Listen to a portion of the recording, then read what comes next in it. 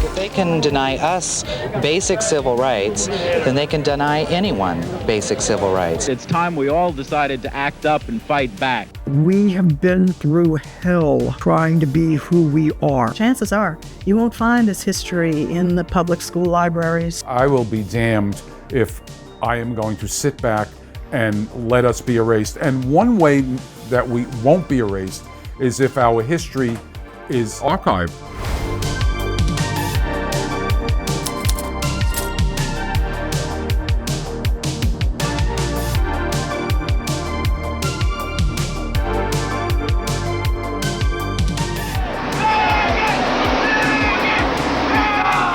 We're lucky when we get away with just being called faggot and queer. We're against the lifestyle, and we're against it because of what God says in the Bible. And that's my authority. These are not my opinions, they're the opinions of my Lord. We were like pariahs, we were like lepers. Nobody wanted gays and lesbians in their town. I don't want us to be erased. I don't want any of our history to be erased. And it's emotional. So this was a gay newspaper on Long Island. It was called the Long Island Connection. I had a born-again Christian neighbor who was furious that she ended up having a gay couple as a next-door neighbor. She wanted to kill us. She pointed guns at us. She was a horror. She wrote my job to have me fired because homosexuals shouldn't be working. This newspaper came and did an article on us, and while they were doing the article on us, her son came out with a gun, pointing it at the photographer. We didn't have the same rights. So I became political. When a gay person is called a faggot and a queer and garbage is thrown into his yard and a gun is pointed at that person, people lay back and say, well, they were only gay, and that's not right, and that has to be addressed. I helped to start a political action committee on Long Island. It was called SURFPAC, Which is an acronym for the Citizens for Equal Rights Fund Political Action Committee of Long Island. SURFPAC is Long Island's lesbian and gay political voice. We interviewed candidates, asking them their stand on equality for lesbian and gay people. We would raise money and we would donate to candidates that were supportive of our issues. One guy that was running for the New York State Assembly said to me, he was a Democrat, and he said, well, you know, on a scale of 1 to 10, with normal people being a 1 and bestiality and incest being a 10, I put you at a 6. But I don't think you should be discriminated against. I thought, oh, that's nice. You don't want to discriminate against us, but you're comparing us to bestiality and incest. So we realized we had to push even further. We wanted the simple right to express ourselves through a pride parade. We went to every township on Long Island asking, could we have a pride parade? We were turned away from everyone. The township of Hempstead told us we could have it in an empty industrial court on a Sunday. We said no. So anyway, we got to Huntington, and it was getting closer and closer to June, and they said, we're not giving you a permit, and if you step off that curb, we're arresting you. We decided that we were going to stay and fight. And so what we did was, with the help of the American Civil Liberties Union Suffolk chapter, we initiated a lawsuit in federal court, and we sued the town of Huntington Highway Department for the right to march. It was very David and Goliath-like, and we won. And no one was more surprised than us, this little group of lesbian and gay people suing this huge entity, Huntington Township. It was a hard battle. And the ruling came in like 4 days before the parade was the march was gonna happen, and we couldn't get the word out fast enough. The next day we made the cover of Newsday. According to Newsday, we had 800 marchers with 3,000 spectators. We were there to be the voice that we never had, and the voice has to come from us. There were people booing us with the most ridiculous signs you ever saw, and they were supposed to be religious people. One born again that dicks are for chicks, and other people, you're an abomination, and you belong in hell, and all that. There were SWAT teams on top of the roofs. We're looking up and we're going, oh my God, are people going to try to kill us? Our adrenaline was so pumping that we were frightened, but we were so proud as well. When we held our heads high as we walked down New York Avenue in Huntington, I can tell you that exhilaration I really, other than my wedding, I can't think of anything that made me more prouder than that day, and that I got to be a part of it. I remember that feeling of just incredible that we got a pride parade. We will walk with our heads held high. The gay groups say things like marches help to promote the acceptance of homosexuality. Come out and be seen. That's our power. When all the powers that be out there, the politicians, when they see us in such large numbers, they'll take us a little more seriously. So the more of you that come out and support yourselves, the better it'll be for all of us in the long run. It was always this struggle uphill that we, even with people that were supposed to be our friends, I thought, and with friends like that, who needs enemies? But little by little, it started to change. And I think it changed because of our visibility. On Main Street in Huntington Village, the 34th annual Long Island Pride Parade, where the crowd here makes as much of a statement as the marchers and floats. I'm glad, especially on Long Island, because I know it's very conservative out here, that there's a space and that people will show out to support, even if you're not gay, if you're not queer or transgender, that there is a community out here. This parade has grown a lot since it started in 1991. Years and years ago, our goal was that our younger LGBTQ people would not have to fight the way we did. And I'm glad that it's not the same reality for them. However, it may turn into, very shortly, the same reality for them. You have rights! We just want to coexist with you! I did not fight since 1980, when I turned 25, for equality, now at age 70, to be erased. I get emotional because I know how hard we fought, and I know how much we can lose. And this is so important, archiving these materials.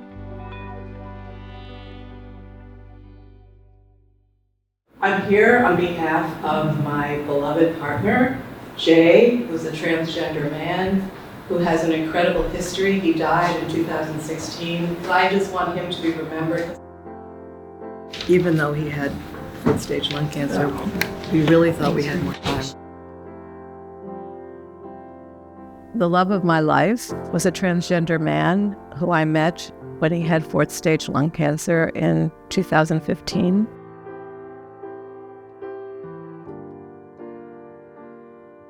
We fell in love and had a short but beautifully profound relationship.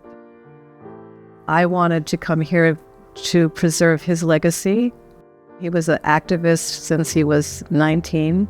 He was part of the lesbian community for decades, and even though he always felt that he was trans, he felt he didn't want to betray the lesbian community because at that time they weren't so open to that. And when he was 50, he got breast cancer and had to have a double mastectomy, and that was his opportunity to transition. How did you two meet? I had been doing on and off volunteering in hospice, and we really, really got to know each other, and we fell in love. We identified a soulmate with each other. I just want everybody to know about him, and I want everybody to know about us. I came out after I met Jay, so I'm a late bloomer to this community. I identify as lesbian queer. He gave me this community. He gave me my new identity. I just completed a book of poetry that started as an outpouring of grief 9 years ago, and it's our story. It's about our love, and it's about my grief. The title is "You're the Only One I Ever Wanted to Marry." And we never got to do it. Jay did a lot of speaking out about how the trans community was treated in the medical system. This was in the last few years of his life, and he really, really loved doing that so much. So this reporter interviewed him quite a bit, and I guess had taken this photograph, and one day as I was going through all of his things at the apartment, The reporter called me because he had come to the memorial that was here and said he wanted to give me a photograph. And this was it. And I just lost it because it's a very sexy photograph. I love this photograph, and I used it in the memorial. He was generous to no end, passionate, compassionate, playful, wise, spiritual, amazing cook. I mean, we went with Gays Against Guns to D.C. This was in August. He died in September, and we went on the bus to do a silent march for the people that had died in the Pulse nightclub. And we were wearing all white, and he cooked the night before. He made homemade chicken salad sandwiches for everybody and fruit salad and gave it out on the bus. So that's the kind of, like stayed up all night and cooked. I want people to know he was a hero in the LGBTQ community, an activist. I want people to remember him, and that's really why it came here. And also for us to proclaim, because we really didn't get to proclaim our love in the way that we wanted to. Like, we were going to get married, and there just wasn't time. Yeah, I didn't think I was going to get this emotional, but anyway, it's okay. It's actually good. It makes me feel close to him, like he's here on this day. He is. Yeah, he is.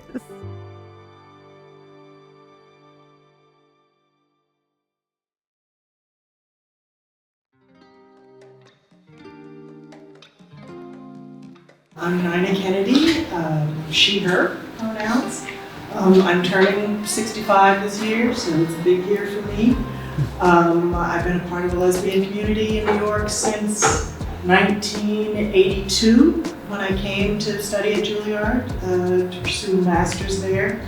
So I've written a memoir about my experience practicing for love. I used to read erotica in the women's clubs back in the day. Some may remember some of my performances. I just went by Nina and spelled it with a Y.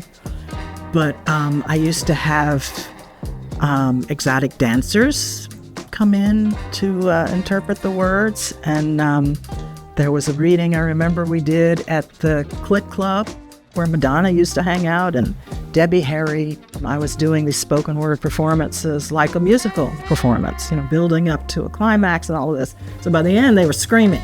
They were screaming.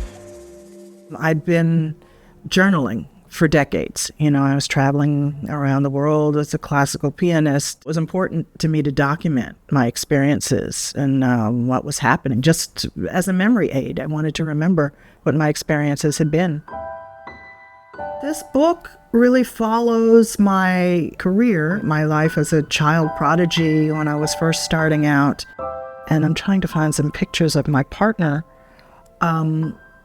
Susan, who passed away from breast cancer. She was 33 years old. She and I had met my second year here in New York when I was studying at Juilliard, and we were a couple right off the bat. Susan and I met in 1982, my first year at Juilliard. We met at a place called Ariel's. It's not there anymore. It was on West 19th Street, and didn't see each other again until the following Labor Day at the New England Women's Music Retreat. She was there with all of her camping gear and all set up for the long weekend, but she propped her tent up in a poison ivy patch. So it was obvious to me that she hadn't done very much camping. I didn't have anything more than a sleeping bag. So she invited me to join her in her tent.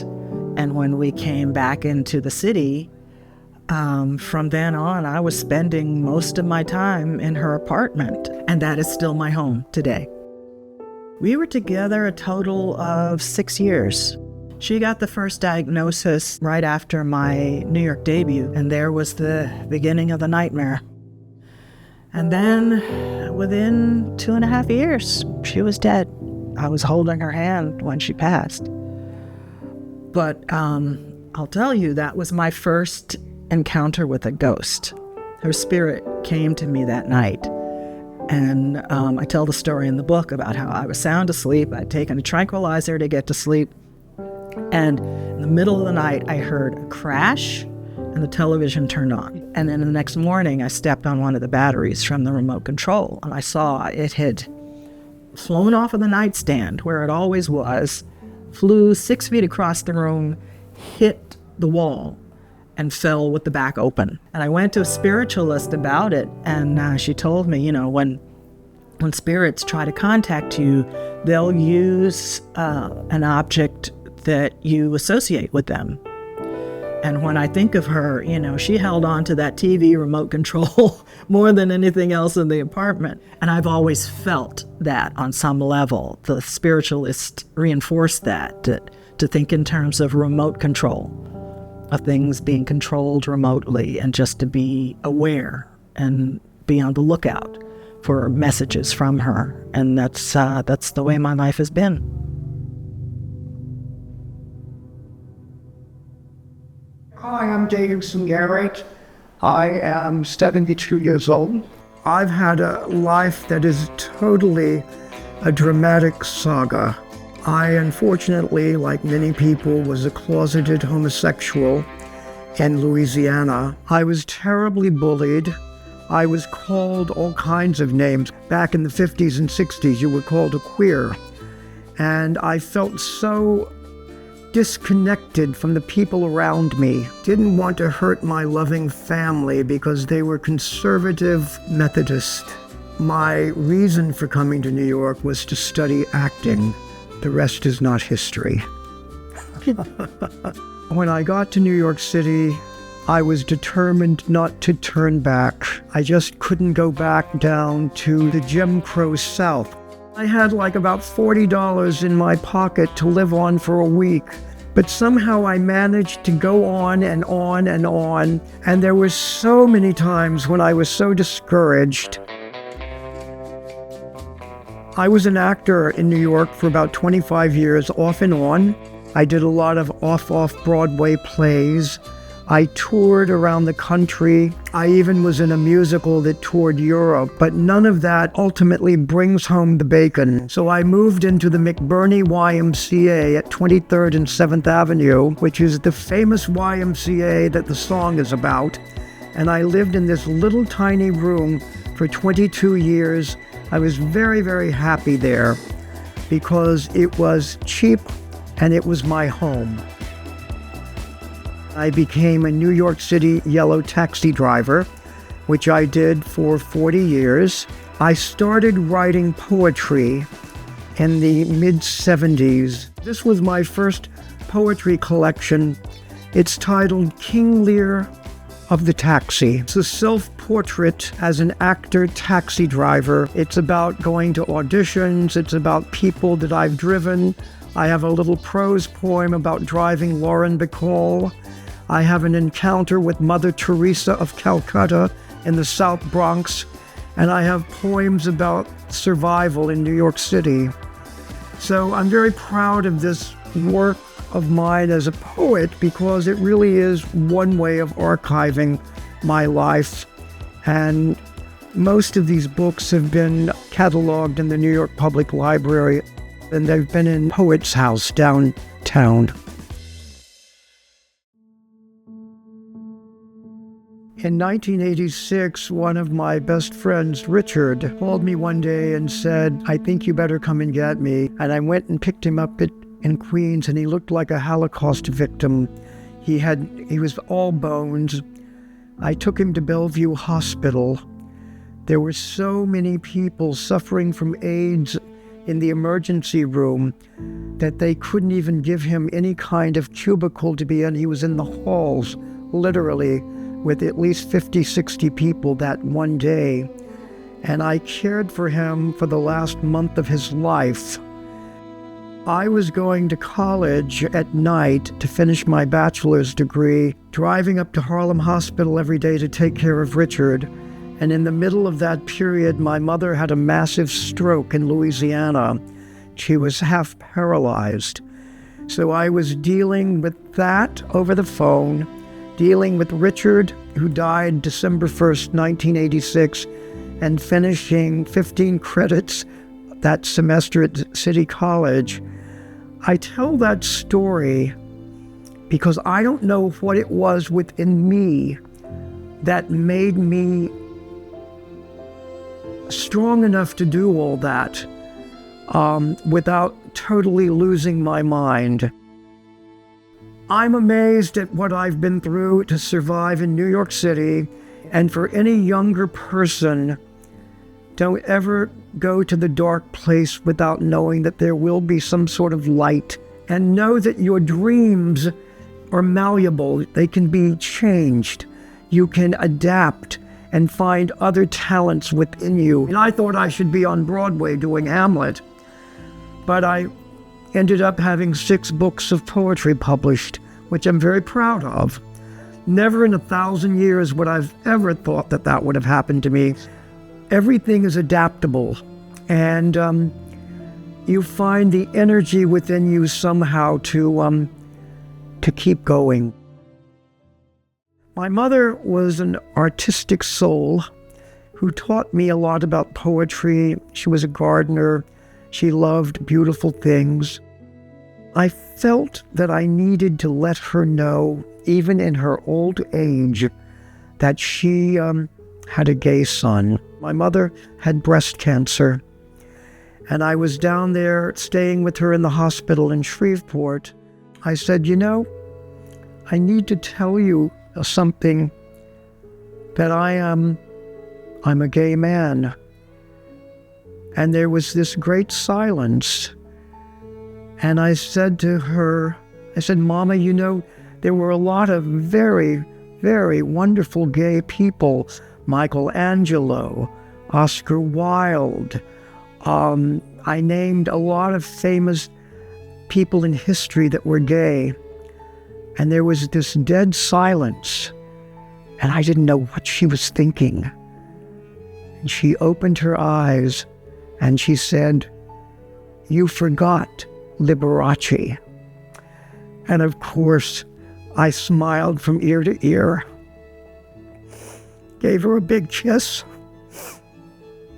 and I said, I hope you still love me. She said, you know I do.